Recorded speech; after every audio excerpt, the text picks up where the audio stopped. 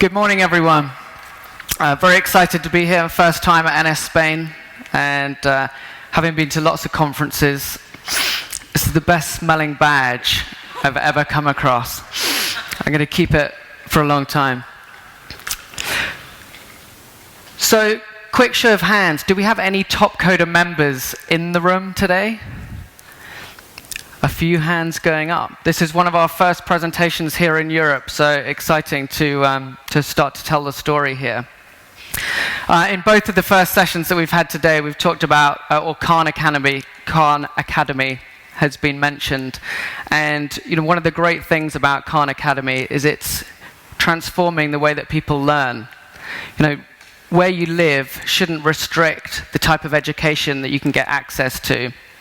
And what I hope we'll cover over the next 20, 30 minutes is why where you live shouldn't restrict the type of work and the projects that you can work on as well. So what we're going to cover is a little of what is Topcoder? Is it a platform? Is it a community? What are the types of challenges that we can work on within that community? How do we specialize on things that we're great at? How does a challenge work? What are the kind of mechanics of how we go through a challenge? And how do we win? And then finally, a little bit about how we get started. We're here with some of our colleagues from Apple today, and we're working with them around the world to build out one of the largest communities of iOS developers so that we can start to provide you guys with access to great projects from clients around the world. So to kick off, what is Topcoder?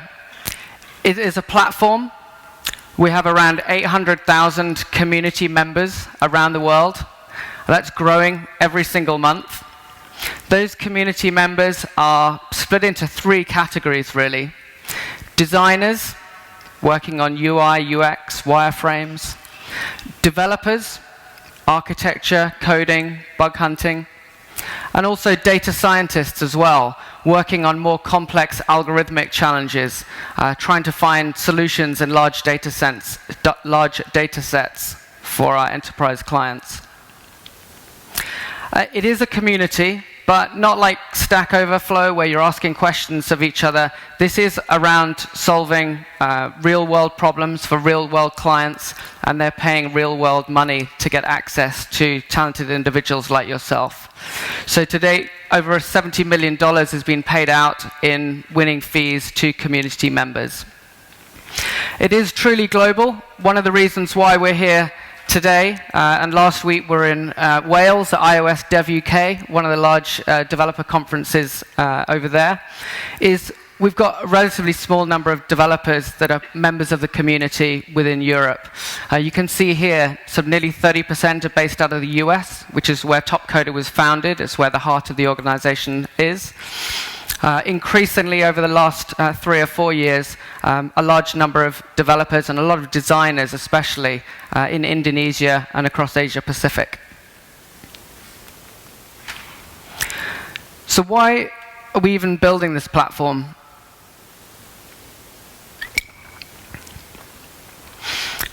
Organizations today are desperate to build applications. You guys know that. You're in demand.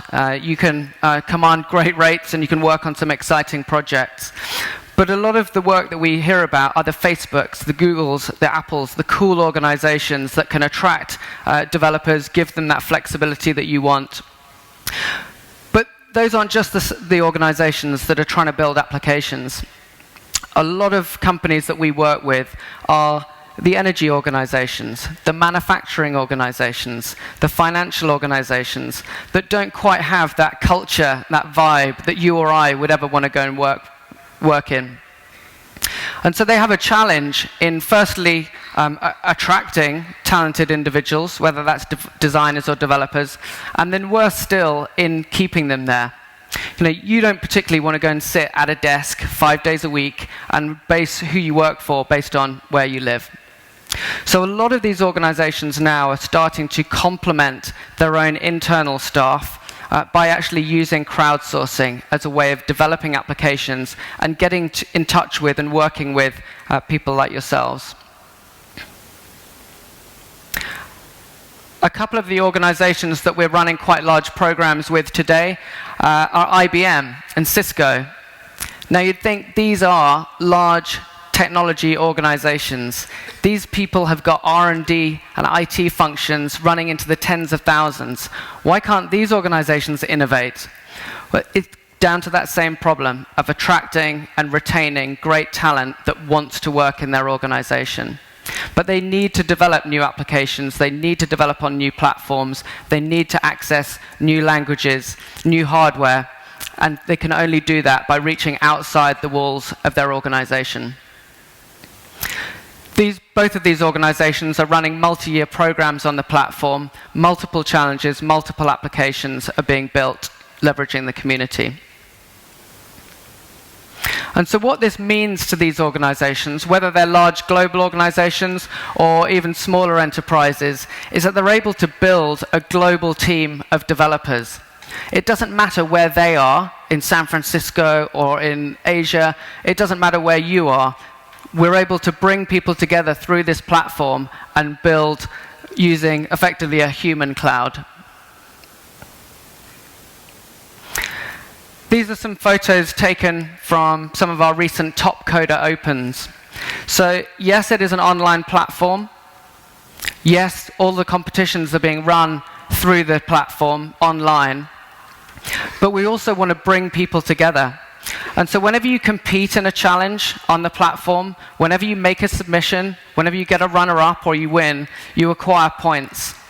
And each year we bring together the best of our community members in both design, development, and data science to a global event. This year it's in Indianapolis, takes place in about 4 weeks' time, where each of these teams get to compete against each other. And it's just a great way of bringing people together and making the connections that people make online a little more real.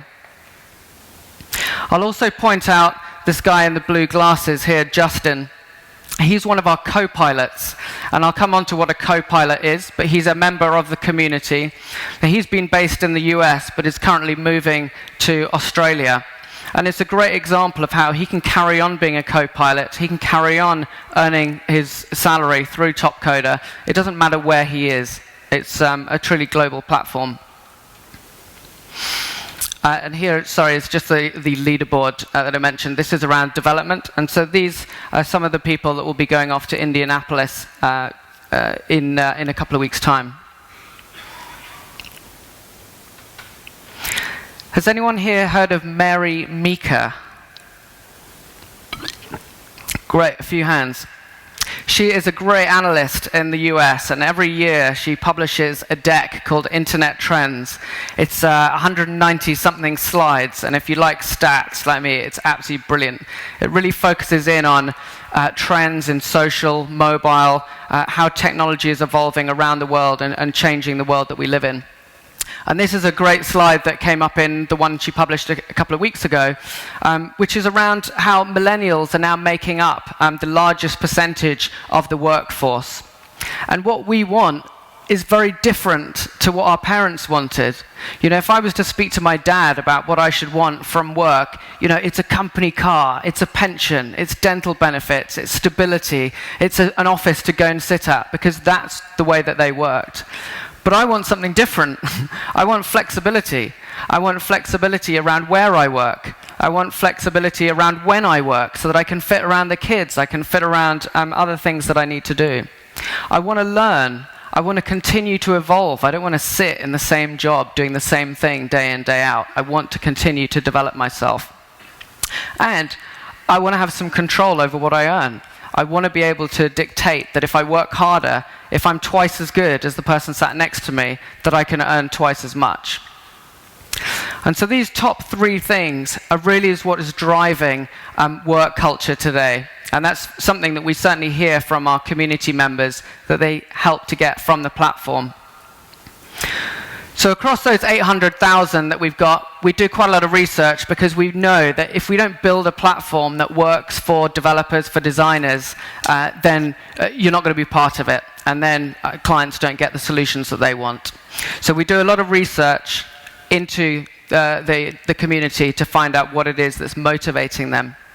The number one thing that comes out every single time is improving skills and learning. It isn't purely the money.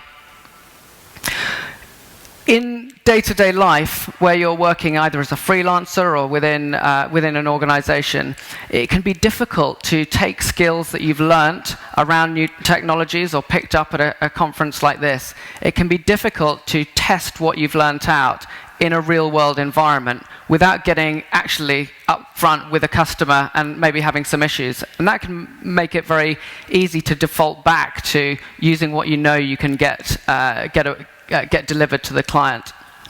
Now, the great thing about the platform here is that if you don't win, or you're not a runner-up, then your code is not likely to go anywhere near the actual client because it's not the winning submission. So if you're trying to get into new areas or new technologies and you've learnt and you think you're up to speed, then it's a great way of competing, submitting, and challenging yourself, and then finding out how you compare against other people that have submitted code for that same solution. Of course, there's cash. Now, this is obviously going to vary depending on where you are in your career and where you live in the world, depending on the value. But for many of our community members, they're using Topcoder to supplement their core job, whether that is full-time employment and they're getting to work on some interesting things in the evenings and weekends. Many community members are freelancers or indie developers and are using the community to fill in quiet periods between projects or different products. And then some are actually starting to make Topcoder their core source of income. They know what they're good at, they know which challenges they can go and win, and it can be a proven way of them funding themselves. Flexibility I talked about on the previous slide, and that's a main thing that we hear.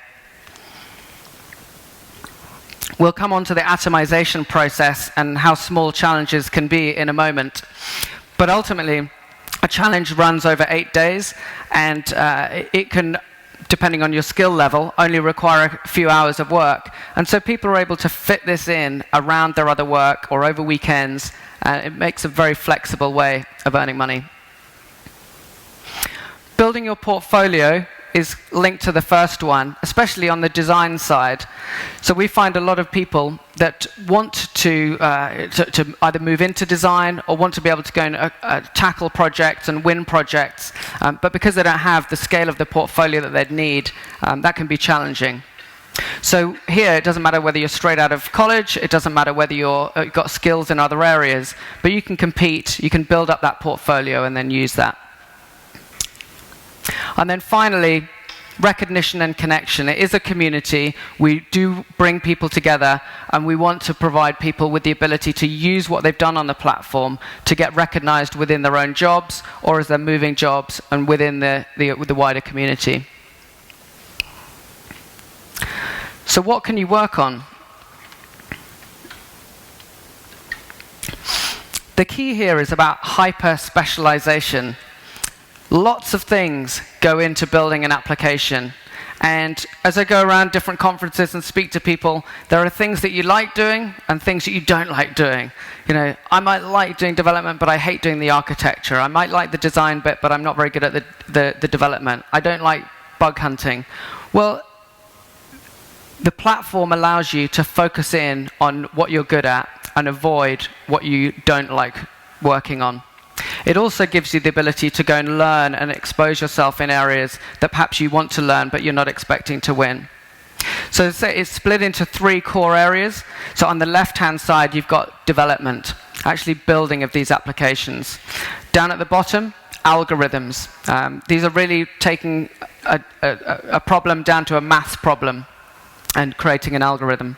And then on the right are the UI, the UX, the wireframing, storyboarding, very much the design side of the platform. And how it works is a little bit like this, and then we'll go into a couple of examples and show you how that has worked in practice. It starts off with a challenge architect. Now that's typically someone that either works for Topcoder or maybe someone in one of our partners. But this is someone who is interfacing with the client, who understands exactly what it is that the client is trying to build, and goes through an atomization process of taking the overall application and splitting it down into multiple challenges that will then run on the platform. The first thing they will then go and do is run a challenge to find a co-pilot. Now, a co-pilot is a member of the community. They've been a member of the community for a period of time. They've been successful. They've got to a certain level of points, and then they've elected to become a co-pilot. They know a lot of people within the community. They know who's good at certain aspects, and they've got a lot of respect within the community. And the first thing that the co-pilot does as part of their fee for winning their co-pilot challenge is to build out a game plan. And that is to look at how we run these challenges in series, in parallel, when they're going to run. Really, it's a project plan for building and pulling this application together. Now, the first challenges that they might run could be an ideation challenge. Now, this is nothing more than an idea. I ran one recently with a Belgian supermarket who was looking at ways to incorporate the Apple Watch into their business. How could it enhance the shopping experience? And we asked little more than that question out to the community and got around 55 responses, different ideas on how that could be used. And we'll talk a little bit about how ideation challenges were used at NASA in a moment. Out of the respondents that we get back, winners are chosen. That winner receives a prize based on what was agreed up front. Then we might take those ideas and then start to run UX and design challenges. So these can be mock-ups, wireframes, storyboarding, depending on what's required by the game plan. Now, the key thing here is that you self-select. If you're good at UI, UX, if you're good at design, then these are the challenges that you go for. If you're not good at design and don't have an eye for color and branding, then you don't apply for these because it's not in your core competency. Then we might take those designs and start to build wireframes. And again, it's a different set of community members that are competing for this. Then we go on to the architecture. Now we've got all of our application designs and the wireframes. How do we pull this together?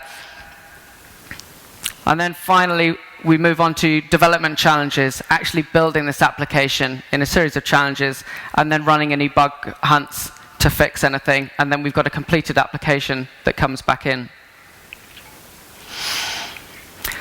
So here's an example. This is one that's running on the site at the moment. We're working with the US diving team, diving into the swimming pool, and they want to build an iPad application that coaches and athletes can use to record all of their training sessions. So they want to be able to video the session, each of the dives. They want to be able to record metrics, such as what the dive was, which board they were coming off. And at this stage, this is just an app design challenge. We're going to build a clickable prototype, and then it will move on to further challenges to actually build that application. But I guess the point here is, how would the US diving team get access to a global pool of designers to access this? Typically, they might go to a local agency, and this gives them exposure to many more people than they might otherwise have. This is a design example that we did with eBay recently. You could call it Uber for IT. They have executives going around multiple offices, and as is always the way, when an exec goes to a new office they're not familiar with, for some reason their phone isn't connecting to the Wi-Fi, or they've got an issue with the VPN. You know, they know there's IT people near them, but they're not familiar with the office. So how do I get IT to me as quickly as possible? So this was a design for an application to really hit a button and get someone from IT to me as quickly as possible. The challenge ran over 8 days. At the end of the 4th day, we have a checkpoint. And at that point, Anyone that wants to submit can provide their submissions so far. It doesn't have to be completed. And the client gets to review this.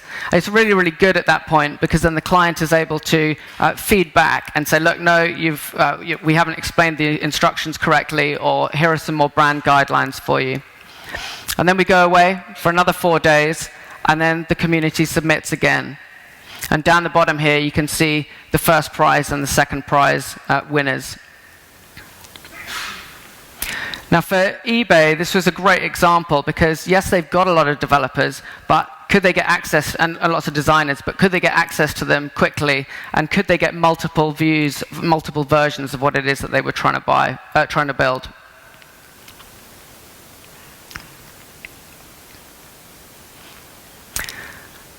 And here's another example with NASA, who are another long-term client of Topcoder. Again, an organization that you'd think would be dripping in technical talent, but they keep going out to the community because it gives them access to thoughts and skills that they don't have internally. And they want to be seen as innovative as well. So if you spend more than 11 days in space, something interesting happens, which is your bone density drops, and you actually come back a little bit shorter. Being in a zero-gravity environment can bring on the onset of osteoporosis, and they really wanted to measure how different food intakes might alter this, and so that they can start to venture out on longer and longer missions as we start to think about sending man to Mars and beyond. So there's some interesting things when you want to build an iPad application in space. The way that they had been solving this problem before was a good old spreadsheet. Whenever you eat something or drink something up there, can you make sure that you fill in this spreadsheet and tell us exactly what it was that you ate and how much and so on. They suffered from the main problem that we suffer from down here, user adoption. It was just a difficult and complex and confusing way of recording what they were eating. So they wanted to build a nice user interface using an iPad. So a couple of problems that they needed to solve. One was around facial recognition. So when you're in a zero-gravity environment, if you keep tapping something, then that moves you around. So it's not ideal to keep typing in usernames or passwords and so on. So one of the challenges we wanted to solve was around facial recognition for logging in. Another one was around voice commands. It's very noisy on the space station, so they wanted to have some really good functionality to enable them to record things. And then the final one was that they're getting all of this food in from different space agencies, different barcodes, different QR codes, and so needed something to solve that specific problem. And so by breaking this down, this is where the community comes into play, is that different people can put their hands up and focus in on different challenges, things that really spark their interest. You may have looked at those three and gone, well, the thing that I would like to solve is around the photo login, or I've done that before, I know I've got some skill there. So we started off with 3 ideation challenges, just to get ideas around how we might solve those unique problems. Then we moved into a couple of conceptualization and wireframing challenges. Then we architected it and built it together. And overall, I think there were around 55 community members that contributed to the application itself.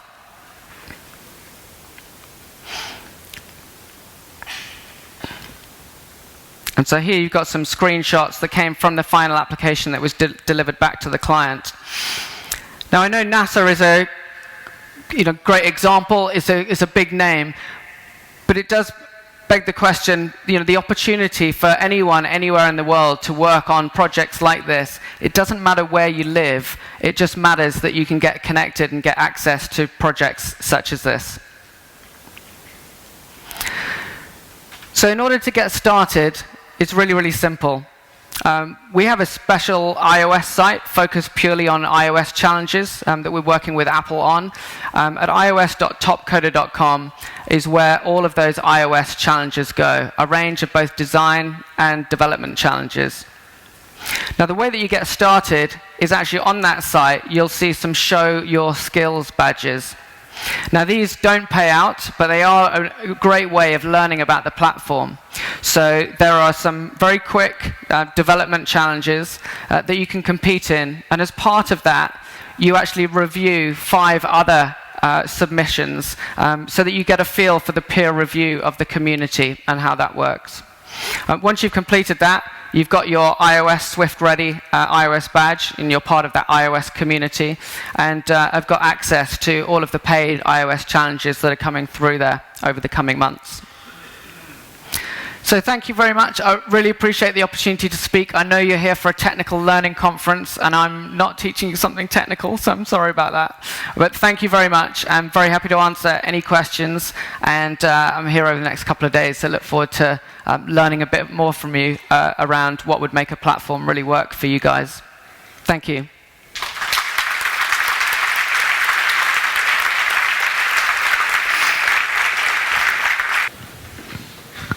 I'm curious, so in the design-oriented challenges, it looks like maybe the first and second prizes pay out.